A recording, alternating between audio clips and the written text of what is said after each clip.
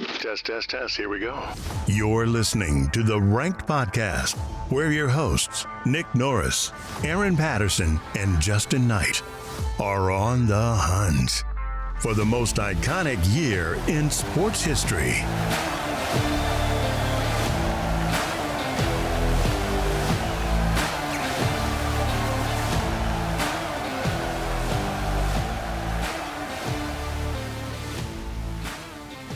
Hello, and it's 1974. Richard Nixon has resigned from the presidency. The Miami Dolphins repeat as NFL champions. The hit sitcom Happy Days airs for the first time on ABC, and lava lamps are everywhere. And people decided their houses should have shag carpeting for some reason. Aaron, Justin, what do you guys, when you hear the 70s, what do you think of? I think of this episode not being over fast enough. Oh my gosh. Great. Well, in the spirit of that, how about we jump right into inventions, Aaron? What do you have for us for inventions? Oh God, why you gotta catch me off guard like that, bro? You're the one that wanted to be done quick. You should have your stuff ready. I didn't know I was getting caught out first. This was not in the itinerary. We did it like this last week. Okay, Rubik's Cube. We big. already said that in the 80s, but that's just when it was sold, apparently. I don't know. The Intel 8008 microprocessor is designed. The first Tommy John surgery is performed. The Universal Product Code is scanned for the first time to sell a pack of Wrigley's chewing gum at a Marsh supermarket in Troy, Ohio. The first use of a barcode technology in American retailing. Cool. The Heimlich maneuver was first introduced. Whatever. Yeah. And then liposuction, maybe. I don't know. When I fact check that, there's like 700 different people who claim to have invented liposuction, dating all the way back from the 1600s to the 20s to the whatever. So who knows? But one person said that. And then Post-it notes / press and peel was actually invented in 74, because we also mentioned this in another episode.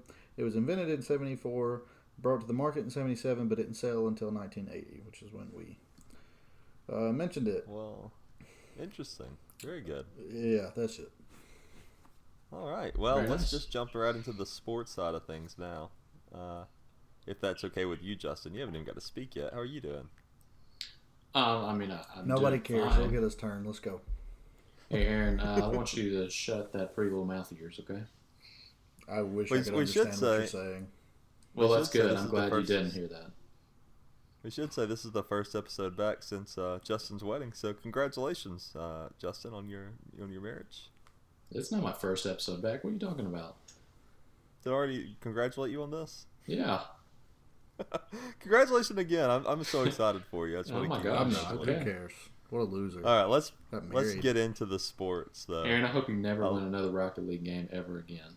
I It's a mean, good I chance. won't in platinum now, so. Yeah. All right. Well, let's talk some sports. Let's start with January 1st. That seems like a good day in 1974 to start with. Yeah. Sure. Lee McPhail takes over as the AL president, succeeding Joe Cronin. On the same day, the Australian Open men's tennis, American Jimmy Connor wins his only Australian title. And the 60th Rose Bowl, also this day. Number 4 Ohio State beats number 7 Southern Cal 42-21. The Orange Bowl happened also. Penn State, number 6, beats number 13 LSU 16-9. And then a couple weeks later, on January 13th, we have Super Bowl 8 at Rice Stadium.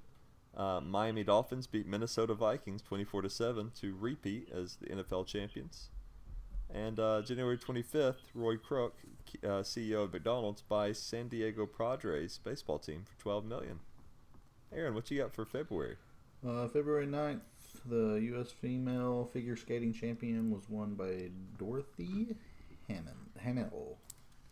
Whatever. I can't read. February 13th, James. I don't want to say this. This is his Why name. not? No, it's not. It's not his real name. I don't know. It just This is feels what he's Just known say by. it. Say I it. don't know him Go by ahead. that. James Cool Papa Bell. There you go. is named to baseball's Hall of Fame. Very February nice. 17th, the 16th Daytona 500. Richard Petty, first driver to win back-to-back titles at Daytona, his fifth. A great American race, whatever that means. We got 2 back-to-backs already this year. This is actually the year that Drake came out with his song back-to-back.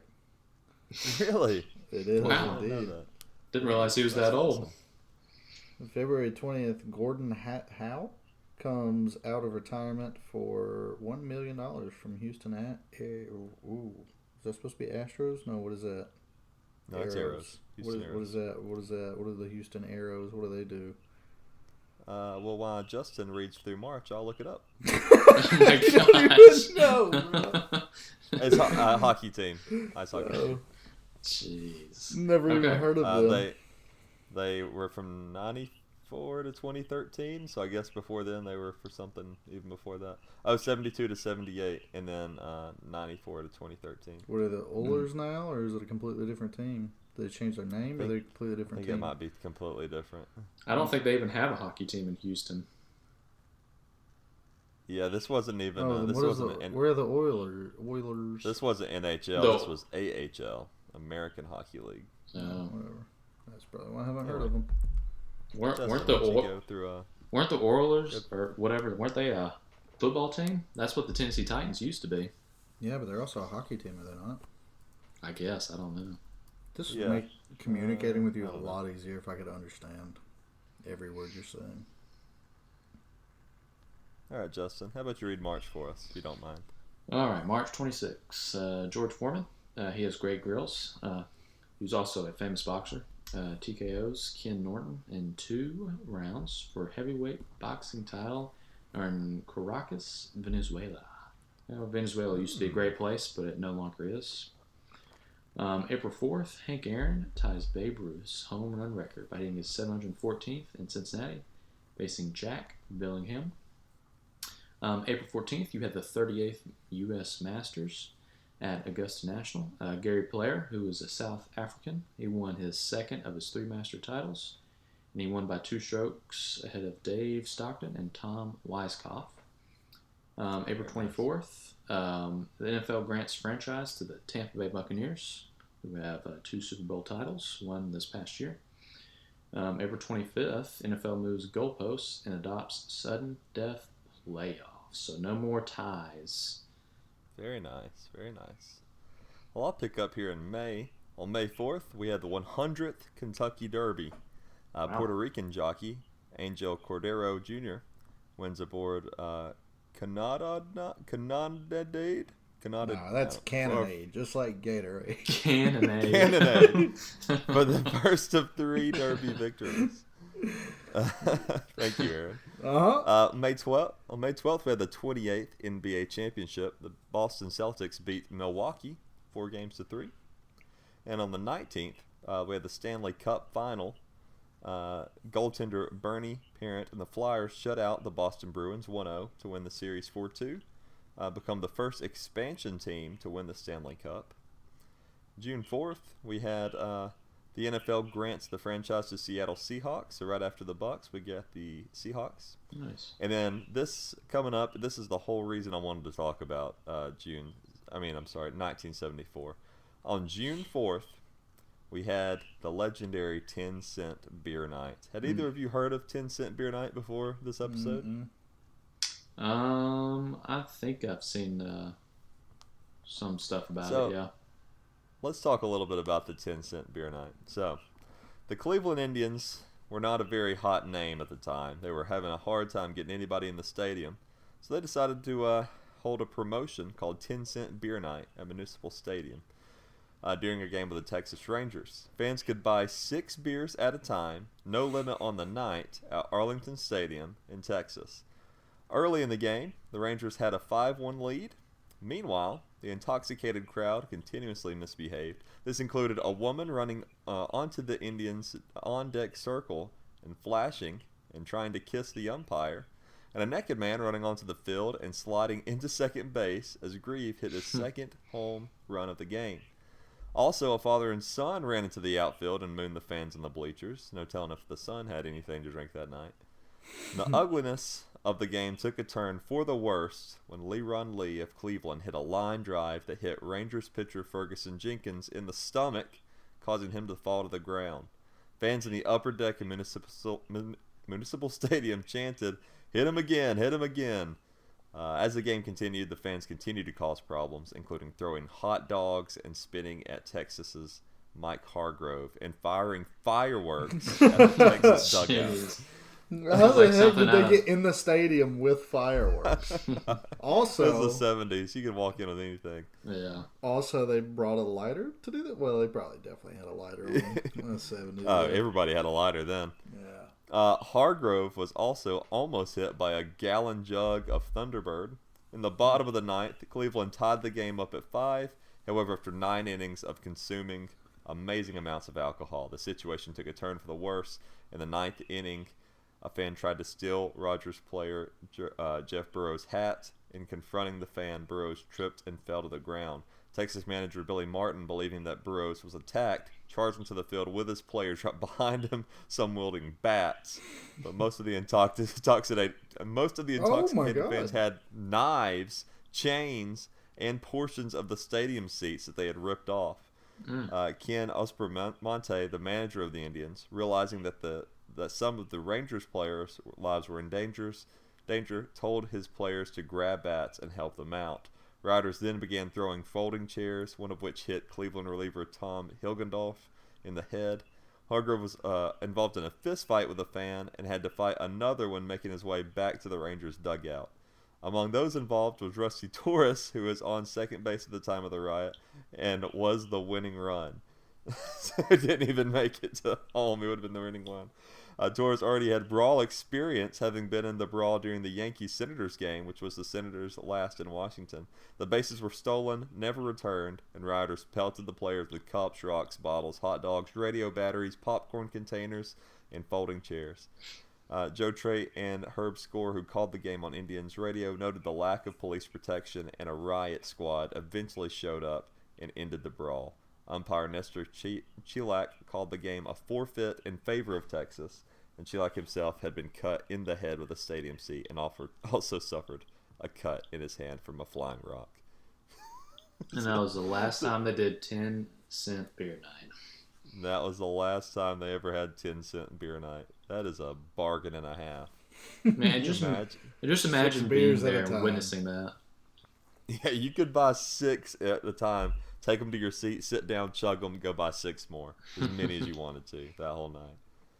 It's amazing. I don't think we'll ever see anything in our lives that exciting. Nope. Probably Incredible. not. Yeah. Well, Aaron, would you like to pick back up in June? Hey, if you don't interrupt me again, okay? Sorry, If you're gonna interrupt me, then I'm not gonna go to June, okay? I'm still reliving 10-cent beer night. My apologies. June 5th, as Reggie Jackson and Bill North engage in clubhouse fight at Detroit. June 10th, Mike Schmidt hits a ball off public address speaker on Astrodome roof. June 14th, the Angels' Nolan Ryan strikes out 19 Red Sox in 12 innings. That's impressive. Mm-hmm. July, am I still? Oh, no. July 7th, Yeah. FIFA World Cup final. Boy, these are words that mean something, and they mean something in a different language. But to me, they mean nothing. I think it's the Olympia We're just going to go with Stadium. a Germany striker scores 43rd minute winner as West Germany beats Netherlands 2-1. I about had a stroke just July 14th, Billy Martin is first AL manager ejected by umpire from 2 games in 1 day. That's funny. Pretty funny. I've never thought about that. Yeah. You can get, so if you're ejected the first game in a doubleheader, you can come back for the second? I guess so. So, yeah. I don't feel like it was ever that way when I played. I feel like if you got tossed, you weren't allowed back. Yeah. Anyways. Yeah. July 23rd, All-Star MVP Steve Garvey of the LA Dodgers. Very nice. All right. August 11th, you had the PGA Championship at Tanglewood Park. Lee Trevino, he won his first of his 2 PGA Championships, and he beat Jack Nicklaus by 1 stroke. August 12th, you had Yankees famous baseball players Mickey Mantle and Whitey Ford. They became the first teammates inducted to the Hall of Fame on the same day. September 3rd, you had future Naismith Memorial Basketball Hall of Fame guard Oscar Robertson. He retired. He leaves the NBA with 26,000 points, over 9,000 assists, and over 7,000 rebounds, and 1,040 games. So he had a great career. He was, I think he's second all-time now in triple-doubles since Russell Westbrook has passed him. September 7th, you had the U.S. Open for women's tennis at Forest Hills. Billie Jean King she wins her 4th and final U.S. singles title. And she beat, I guess, was it Yvonne Goolagong Collie? Oh my gosh, of Australia. Jeez. Interesting name. Yeah, Goolagong. On October 2nd, future Baseball Hall of Fame right fielder Hank Aaron hits his final home run as a member of the Atlanta Braves in a 13-0 drubbing of the Cincinnati Reds. On October 3rd, we had 39-year-old Frank Robinson becomes MLB's first African-American manager when he signs as player manager for Cleveland Indians. Agrees to a 1-year contract at about $180,000. Pretty good. October 3rd, future Baseball Hall of Fame guard Jerry West, Mr. Clutch, retires after 14 NBA seasons with the LA Lakers. West has over 25,000 career points, averaged 29.1 points per game in 153 playoff games. Very nice. And Nate, why don't you go ahead and finish up October for me, real quick? Oh, you got it. No, go ahead. This is important. Okay. October 17th, Oakland A's beat the LA Dodgers 4-1 in the 71st World Series.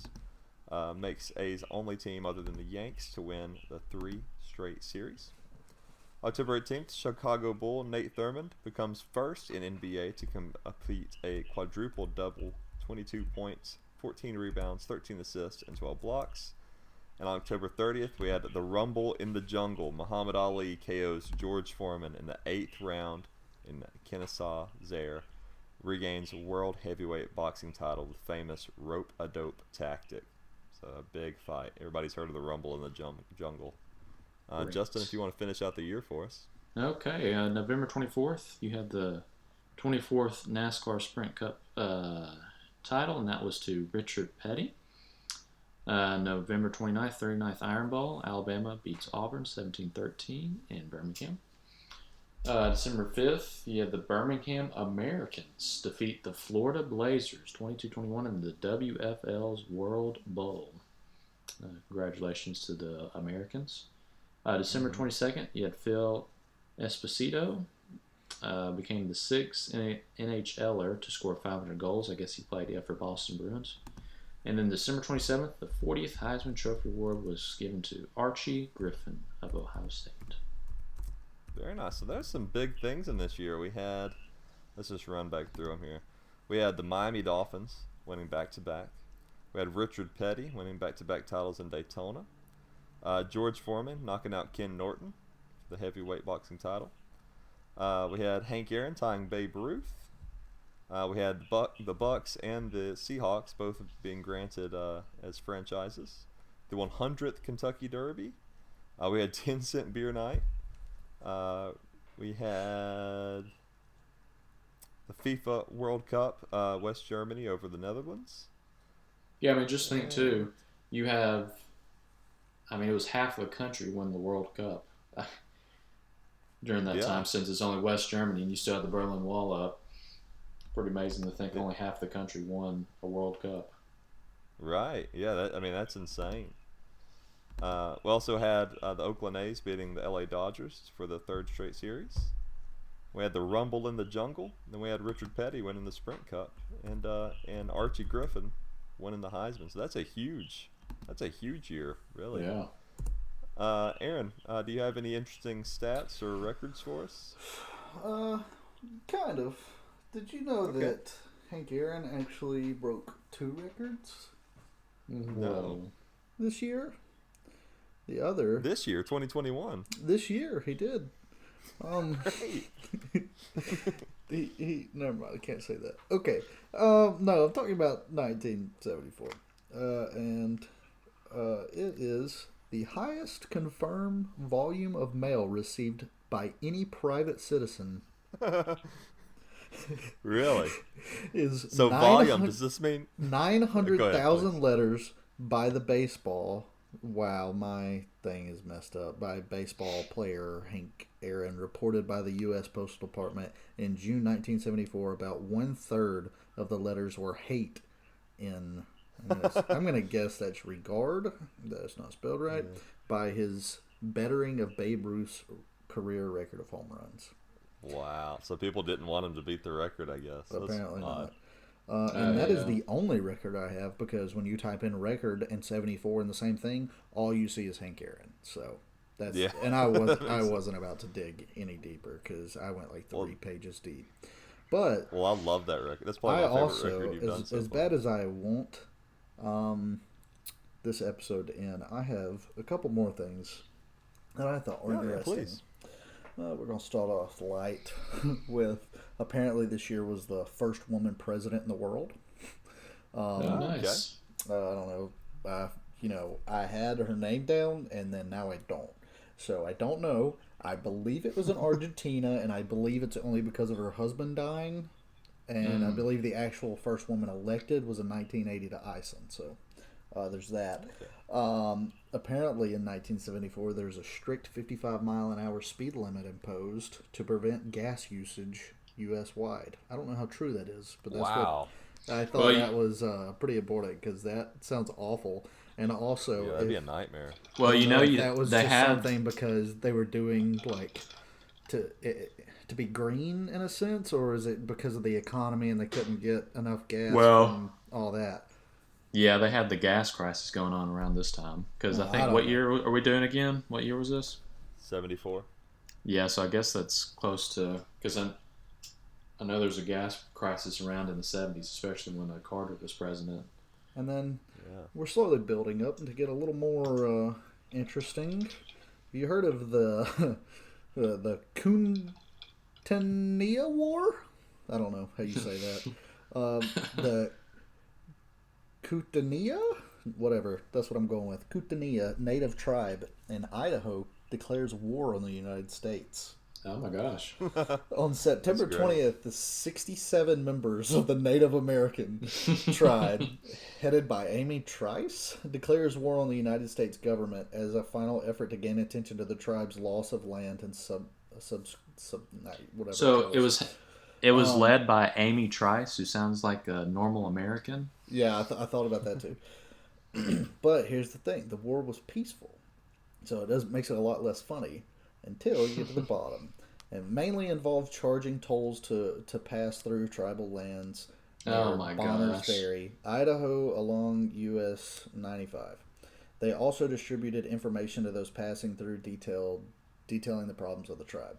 The war gained a lot of publicity for the tribe, and the U.S. government gave the tribe 12.5 acres of land to end the war. Oh, that's not cool. 12.5. That's ridiculous. But that's not all. I mean, that is for that story. But I have one more that I found in my researches, and I also don't know how to say this word. Shocker. Gombe, maybe? That's what I'm going with. Gombe. That's what I'm going with. The Gombe Chimpanzee War. Oh my gosh. The Gombe Chimpanzee War was a violent conflict between two communities of chimpanzees in Gombe Stream National Park in Tanzania, lasting from 1974 to 1978. The two groups were once unified in the, another word I can't say, Kasakela community. By 1974, researcher John Goodall noticed the community splintering. Over a span of 8 months, a large party of chimpanzees separated themselves into the southern area of whatever. and were named the Kahama community. The separatists consisted of 6 adult males, 3 adult females, and their young. The other community they were split from was left with 8 adult males, 12 adult females, and their young. During the 4-year conflict, all males of the ones who split off were killed, effectively disbanding the community. Anyways, it goes on. There was something else interesting. Apparently, this is a common thing. Chimpanzees have wars. And I just thought that was awesome. And it just keeps going. It lasted for 4 years. See, Gosh, I want that's to a real know war. what is it that causes them to split up? Like, they're just like, you know what? I'm not going to be part of this group anymore. We're going to split and go our separate ways. What's even more amazing is it goes into more detail. Like, first blood was drawn by... Oh my gosh. It just keeps going. The fact that someone was funny. tracking all of this, too. It's like, have y'all ever heard of this or anything like it? No, never No, heard I of haven't. this. I've not. Oh, that's what incredible. I didn't. Yeah, I didn't finish reading because I knew I was reading for a reason, but it got boring. During the 4-year conflict, all males of the Kahama community were killed, effectively disbanding the community. The victorious Kasakela then expanded into further territories, but were later repelled by another community of chimpanzees. just a giant war, apparently. Yeah, that's amazing. I love that. That's all. That's all my unique stories. Well, thank you. Thank you very much. Yep.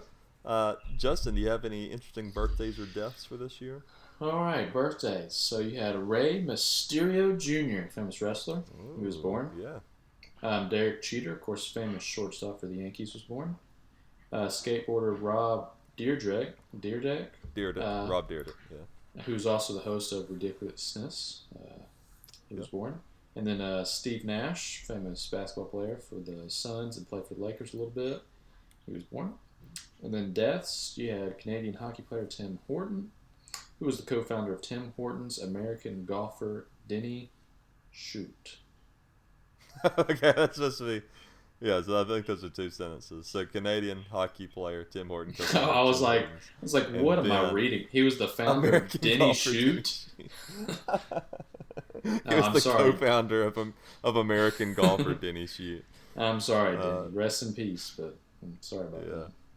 Okay, well, very good. Well, let me close out this episode. Well, we'll close this out with my weird story of the year. I'm still on this Wikipedia page, and it has like the Gombe chimpanzee war, and then it has belligerents, and then it has commanders and leaders, Hugh and Charlie, and then it has Humphrey, and it says strength 10 to 20.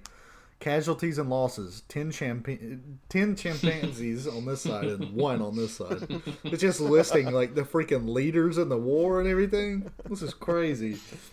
That's amazing. We need to do a whole episode. Let's just change this entire podcast to Chimpanzee the best wars. chimpanzee war of every year. Yeah. Well, this one lasted freaking 4 years. Yeah. Well, let's do our weird stories of the year. If you don't mind, this year I've got 3 short ones I'd like to do. Usually it's hard to find one, but this was a weird year apparently. If you don't mind, we'll start with July 1974. Man dies at his own funeral. Oh. Venezuelan fisherman Ramon Rivera Rodriguez woke up, looked around himself, pulled some cotton swabs out of his nose, then realized he was in a coffin at his own funeral, and promptly had a heart attack and died. Oh my gosh. This comes from October 1974, just a few months after. This person was almost struck by a poop bomb. As Irma Schwan, age 61, sat in the living room of her Lansing, Michigan apartment, a massive chunk of ice suddenly crashed through her roof, missing her by about 6 feet. Police later determined that the ice was frozen toilet waste that had fallen from an airplane. Oh, jeez. That's terrifying. And then a couple months after that, in December, we had Marty the marijuana mouse. A mouse made a home for himself in a box of marijuana stored in the evidence room of the San Jose, California police station. Police tried to lure him out with bacon, peanut butter, cheese, and a female mouse called Maida Harry, but all failed. Finally, a trap baited with marijuana seeds did the trick, and so he became known as Marty the Marijuana Mouse. Instead of killing him, he was sent to UCLA to aid in studies of marijuana. Then he was returned to San Jose, where he became a police mascot. When he died in November 1975, the nation mourned. The world. Well, know dang good and well that's actually what Ratatouille ended up. You know, he lost everything and he just turned to the gateway drug and he ended up in a evidence room. Some people call this a gateway podcast and do more podcasts. You know that? I mean, maybe I would think it's more of just a turn off podcast where you listen to it and you're like, shish, probably not gonna. Maybe the podcast thing isn't for me, you know. But in another sense, it definitely is a gateway because they'll listen to this and immediately go to something else. So could go either way. That is also true. That is very true. Well, let's rate this year in terms of we'll do our regular scale 1 to 100. And I'm going to find... Here we go. So far, 2016 is our leader at 91. Coming behind it, 1980 with 90. Behind that, 1991 with 72. Then 2003 with 63. And 1927 with a 42. So what do we want to give 1974? I think it's the most fun year we've done. It's the weirdest. 89. Is it the most iconic? 89, bro. What? Yeah. It's pretty strong. I was going to say like 80. Nah. What do you think, Aaron? I was going to say like a 60. Make sure you have your calculator 60. Ready. We gave 2003 a 63. It wasn't nearly as interesting as this year. Yeah. What else happened this year? I don't remember. I don't listen to this show. I mean, geez, you had when I'm supposed to, bro. You had 10-cent beer night. Look, I'll go with a 70. 10-cent beer night. We had the back-to-back Miami Dolphins. We had the back-to-back-to-back. You had Hank Aaron tying the record and breaking it too, right? Okay, you're going to get me up to a 72, but I'm not going anymore because it's definitely not an 89, so I have to balance him out. Derek Cheer was born. Steve Nash was born. I don't care. That's some big stuff. The Rumble in the Jungle? Yeah, Rumble in the Jungle. All right, I'm at a 72. Right. You got me. Okay, 72, 80, and 89. What does that equal out to, Justin? Okay, I'm looking. Well, it's a 70, 80, and 90, so it's an 80. 80.3. 83? 80.3, so 80. Yeah, so 80. Okay, I'm supposed to say 80. I don't like how you're trusting Justin's math over mine. I really don't appreciate that. I mean, I said 80.3, which was the exact number, so, I mean... That makes this the third highest ranked year, then. So, great. Yeah, I agree with that so far. Yeah, this is not... But I think it should be a little higher. Yeah. Nah. Okay. Well, let's come back next week for the most boring year in sports history. If we get to a 1, it'll be this year, because we're going to do 1944. The year everything was canceled because of World War II. But if you have a year that you'd like us to check out, you can reach us on email at rankedsportspod@gmail.com. You can also follow us on Instagram at rankedsportspod and on Facebook. Leave a review if you don't mind, if it's nice. If it's not, maybe don't leave it. And thanks for listening. Reach us on email. Adios. Yeah, bye now. Test. Here we go. You've been listening to Ranked, the most iconic year in sports history. Please remember to like and subscribe.